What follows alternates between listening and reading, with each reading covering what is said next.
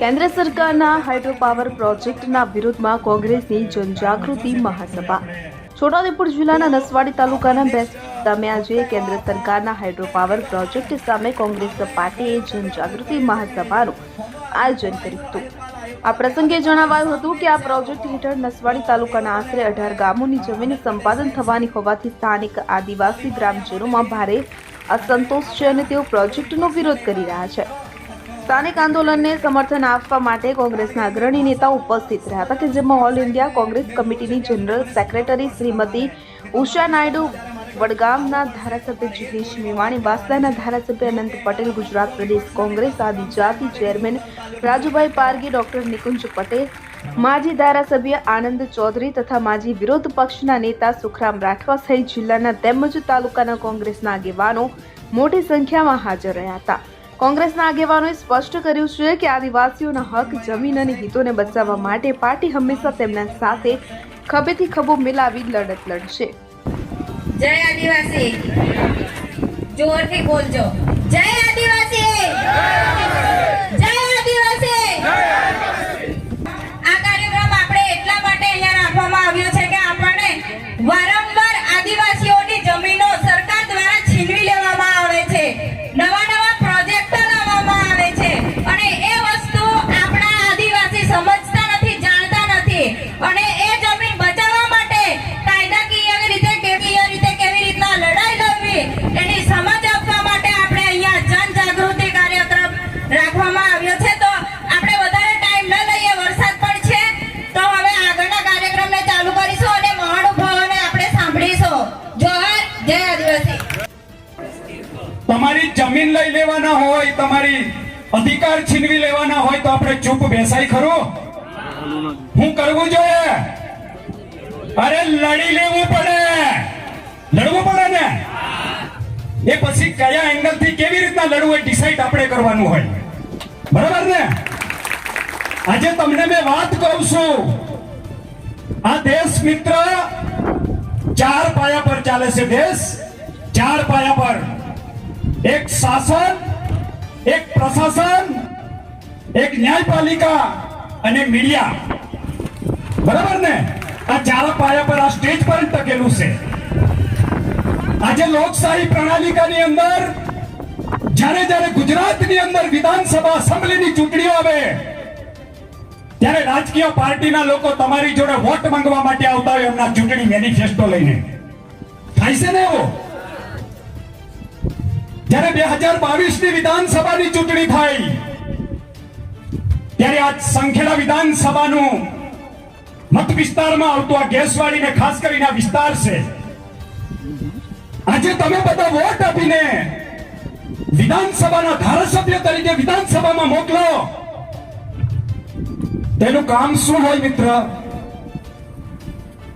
આ એમની જ ભારતીય જનતા પાર્ટીની સરકાર વિનાશકારી યોજનાઓ લાવે તો વિધાનસભામાં મર્દાનગીથી અભયસિંહ તળવીને બોલવું પડે. આજે તમે પ્રોજેક્ટ લાવો છો એ મારા આદિવાસી સમાજને વિનાશકારી પ્રોજેક્ટ છે, જેની વિરોધમાં શું આવું બોલવા માટે આપણે વિધાનસભા ચૂંટણીમાં વોટ આપીએ છીએ. પણ સાચા અર્થમાં થાય છે એવું નથી ને? તો એનું શું કરવું જોઈએ? એનું શું કરવું જોઈએ? પછી ભવિષ્યમાં વિરોધ કરવું જોઈએ ને તો સત્તાથી બેદખલ કરવું જોઈએ. શું કરવું જોઈએ? હું એમને નેતા નથી ગણતો. આજે તમારા હાઇડ્રો પાવર પ્રોજેક્ટ નું સર્વે કરવા માટે ટીમ આવી હતી ને અહીંયા, ત્યારે આ સમિતિના લોકોએ એનો વિરોધ કર્યો. હવે સ્વાભાવિક છે, એની હાઇડ્રો પાવર પ્રોજેક્ટ નું સર્વે કરવા માટે ગવર્નમેન્ટની સર્વે આવે એટલે છોટાઉદેપુર જિલ્લાના કલેક્ટર એની એસપી નું પ્રોટેક્શન આપે. એ તો એમની ફરજ છે, પ્રશાસનમાં છે. પણ અમારા છોટાઉદેપુરના સાંસદ જસુ રાઠવા અને તમારા ધારાસભ્ય અહીંયા આવીને કહેવું જોઈએ કે ભાઈ હાઇડ્રો પાવર પ્રોજેક્ટ થી અમારા આદિવાસી લોકો ઉજળવાના છે, નહીં થવું જોઈએ. આ બોલવા માટે એમની ફરજ છે. એ વકીલાત તમારી કરવી પડે, પરંતુ તમારી વકીલાત નથી કરતા અને સરકારની વકીલાત કરે અને તમારી કબર ખોદવા માટેના ધંધા આ સાંસદ અને ધારાસભ્યના છે. મિત્રો, હું ઘણા વર્ષોથી જાણું છું, મને ખબર છે કે છત્તીસગઢ ઓરિસ્સા અને ઝારખંડમાં પણ 95% પોપ્યુલેશન આદિવાસી લોકોની વસ્તી છે. ત્યાં પણ ખનિજ સંસાધનના નામ પર આપણા આદિવાસી લોકોની જમીન કોર્પોરેટર કંપનીને સરકારો મિલી ભગત બની આપણા આદિવાસીઓની જમીન કોઈ બોક્સાઇટ, લોખંડ, કોલસો, લિગ્નાઇટ કાઢવા માટે ત્યાંના આદિવાસીઓની જમીન આપી દેવામાં આવી. ત્યાંના આદિવાસીઓ આજે પણ લડાઈ લડે છે, પણ જમીનના બદલામાં એમને કોઈ જમીનનો ટુકડો નથી આપ્યો. અને પોતાની જમીન લેવા માટે સરકારની સામે આંદોલન કરે છે, લડાઈ કરે છે. તો આ સત્તામાં ભારતીય જનતા પાર્ટીની બેસેલી સરકાર એને નક્સલવાદ અને માઓવાદના નામ પર એન્કાઉન્ટર કરીને મારી નાખવામાં આવે છે. એ પરિસ્થિતિનું નિર્માણ ગુજરાતમાં પણ થઈ ચૂક્યું છે.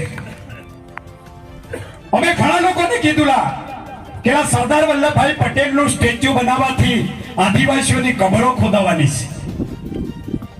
સરદાર વલ્લભ પટેલ અખંડ ભારતના નિર્માતા છે અને 552 રાજાઓને ભેગા કરી અખંડ ભારતનું એને નિર્માણ કર્યું અને ભારતના પ્રથમ ગૃહમંત્રી હતા.